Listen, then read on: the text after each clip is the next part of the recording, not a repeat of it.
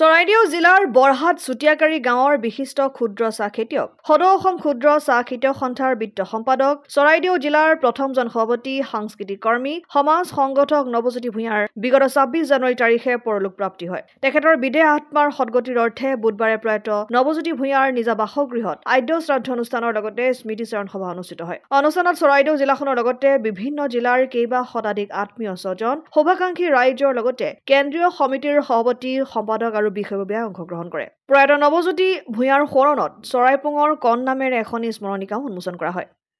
1961 চনৰ 1 অক্টোবৰ তাৰিখে জন্মগ্ৰহণ কৰা এগৰাকী সুবক্তা তথা আবৃত্তিকাৰ হিচাপে এসময়ৰ আকাশবাণী কেন্দ্ৰৰ ঘোষক, বাগিচাৰ চাকৰি আৰু শিক্ষক হিচাপে কৰ্মজীৱনৰ পাতনি মেলি অৱশেষত ক্ষুদ্ৰ চাহ খেতিৰ জৰিয়তে সেউজ বিপ্লৱৰ অংশীদাৰী হৈ সদৌ অসম ক্ষুদ্ৰ চাহ খেতিয়ক সন্থাৰ এজন নিষ্ঠাৱান সাধাৰণ সদস্যৰ পৰা নিজকে উত্তৰণ ঘটাই আঞ্চলিক জিলা আৰু শেষত ৰাজ্যিক সমিতিৰ বিত্ত সম্পাদকৰ দৰে গধুৰ দায়িত্ব বহন কৰি নিজৰ সমাজমুখিতাৰ লগতে প্ৰকৃত সমাজ সংগঠক হিচাপে পৰিচয় দিবলৈ সক্ষম হৈছিল। এনে এগৰাকী গুণী ব্যক্তিৰ মৃত্যুত সমগ্ৰ খেতিয়ক সমাজৰ লগতে সদৌ অসম ক্ষুদ্ৰ চাহ খেতিয়ক সন্থাৰ অপূৰণীয় ক্ষতি হ'ল বুলি স্মৃতিচাৰণ সভাত সকলোৱে মত পোষণ কৰে।